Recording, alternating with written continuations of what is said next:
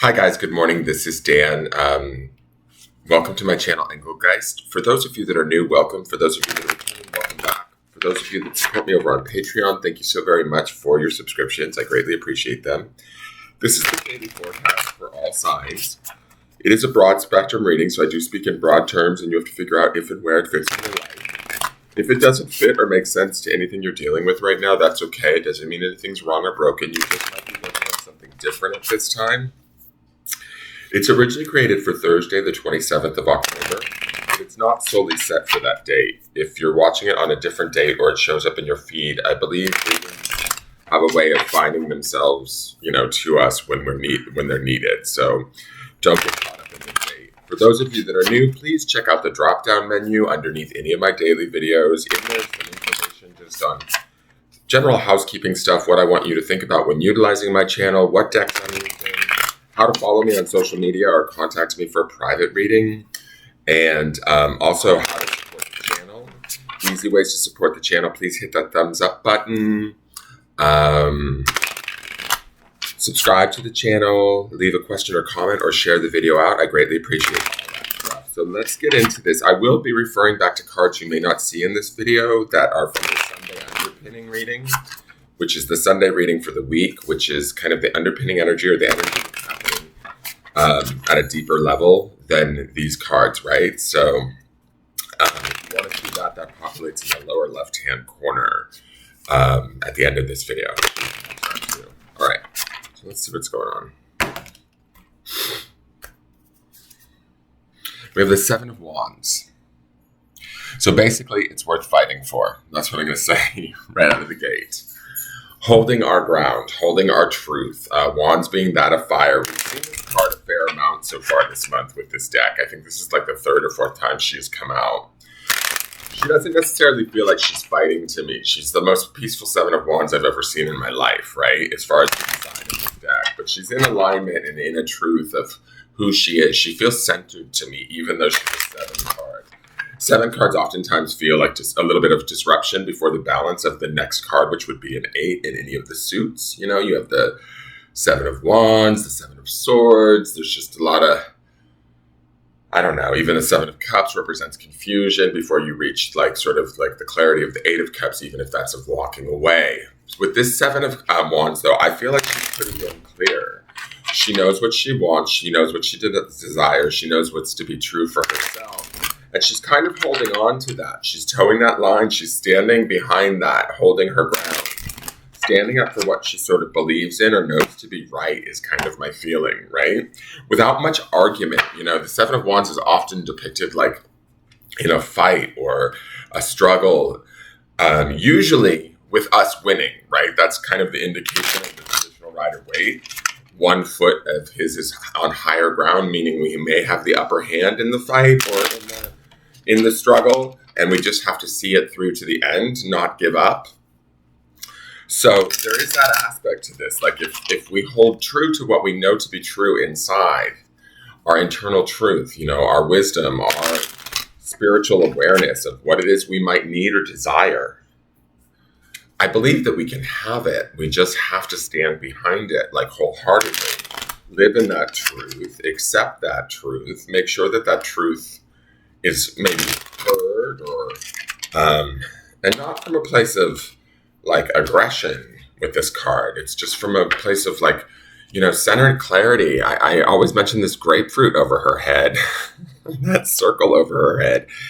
It's connected to her seventh chakra, her knowing, it's like facing challenges or conflict with a quiet confidence is the sense that I get from this card. And, we're now in Thursday, so we still have that Six of Wands underneath this, which should also indicate further success, notoriety, being noticed, being seen.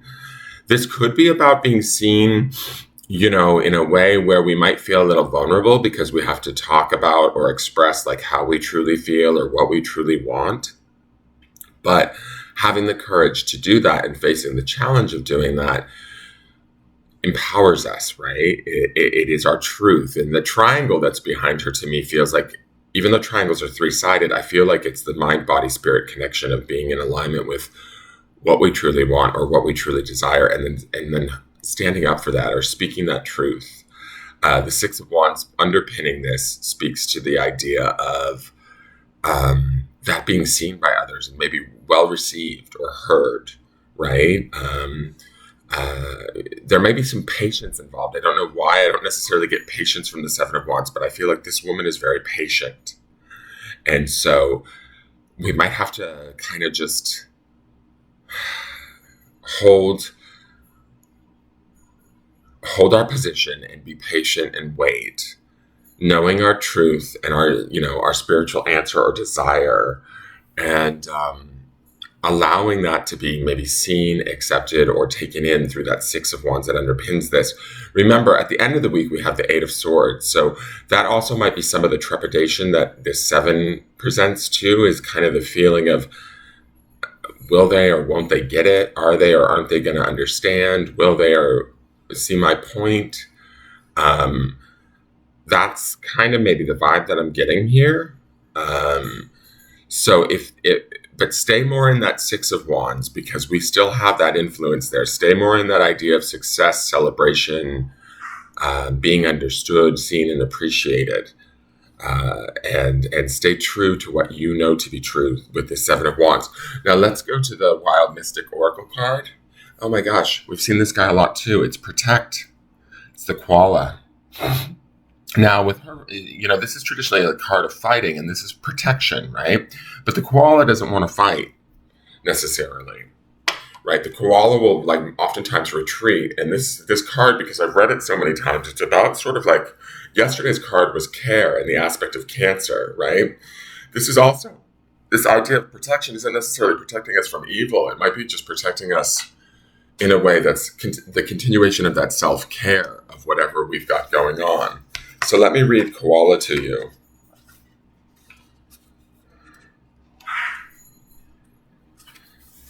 This card represents protection from harm and comfort in difficult times. Unlike the Scorpion card, this card encourages a caring and reassuring form of protection, often associated with caregivers. This card is the protection of a safe place, a thick blanket rather than a suit of armor. So we are protected in whatever we believe in with this Seven of Wands, guys. We don't have to fight for it per se, we just have to sort of stand in it and hold our ground. Despite its bear-like appearance, the koala is a marsupial. As with most marsupials, koalas care for their young using an abdominal pouch, keeping them safe, close, warm, and nourished. Koalas tend to avoid heavy energy, hostile behavior unless it is necessary, but can be aggressive and territorial when forced. The koala card represents comforting protection. Sadly, many myths and legends of Australian Aboriginal peoples have been lost due to their recent tragic history. One surviving story from the Gumbaynggirr people of New South Wales is that of the Great Flood, in which a little boy uses koala intestines to create a bridge between the islands that emerged from the receding floodwaters.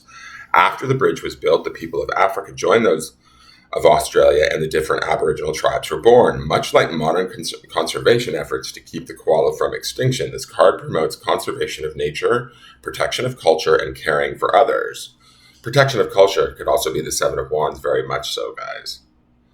The shadow reading. The koala gets very little energy from their diet, so the creatures conserve their energy through slow movement and regular rest. Consequently, the koala is often associated with laziness or lethargy.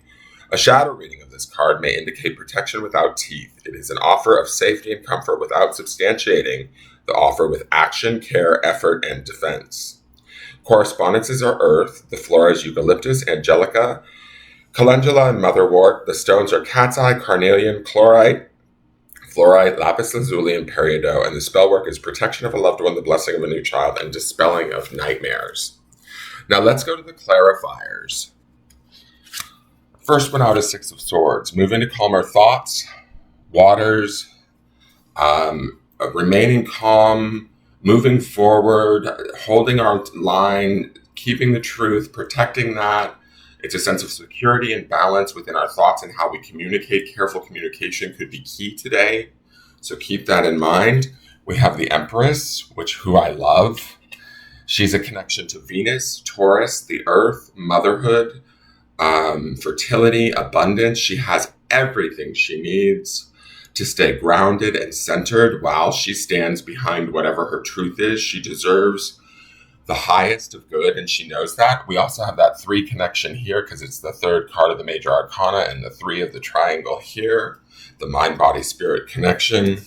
And then we have the Fool, which is we've seen quite a bit of too. This is a new beginning. Something is turning over here in how we communicate, what we communicate, whether it be in our situations at work or our relationships. But we are empowered to do this right now. We are empowered to hold our own. I just want to say this because when I grabbed the last card, I saw 2 cards by accident, and the next card is that 6 of Wands that is underpinning this. So it is a reminder that there is, a win here, an achievement that's taking place for us on some level. Let's go to the grounding stone. The grounding stone is on carnelian, and it is embrace. 1 second, guys. The dogs are being crazy. I need to pause this. Sorry, guys. The dogs were tearing up my bed. So it is on embrace, and the word is embrace on carnelian. Oh, and I've got it upside down. Hello. So I'm going to say a couple things about this. First off, carnelian associates with the root chakra. The Empress being in the center of this, and the 7 of Wands says to me, and protect even too, is we need to ground in whatever this energy is. We saw the 9 of Pentacles yesterday, I believe. Did we not? Or no, it was 2 days ago. I believe that we need, and we saw the Fool 2 days ago also. We need to ground in this truth that the 7 of Wands represents. We need to protect it, not from a place of defense, but just from acceptance and kind of love and self-care. We need to ground in the power of the Empress and the love that she represents, the Venusian sort of love and grace that she sort of represents. Embracing, moving to a new journey, a new opportunity, a new way to communicate or think about a situation that is going to bring us ideally peace. And I also think with seeing the 6 of Wands, what it is that we want or what it is that we need to have be seen, noticed, understood. And so,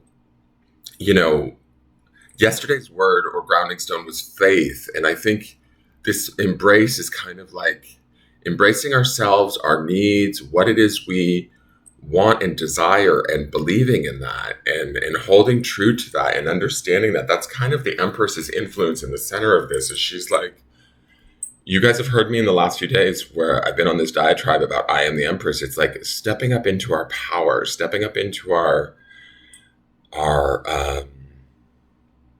maybe it is our self-love, our embracing that. I will say this. 2 days ago, we had the Angel Stone, and I was praying all to my angels all day long. It's quite an emotional day for me. I'm just going to be honest, because I have personal things going on.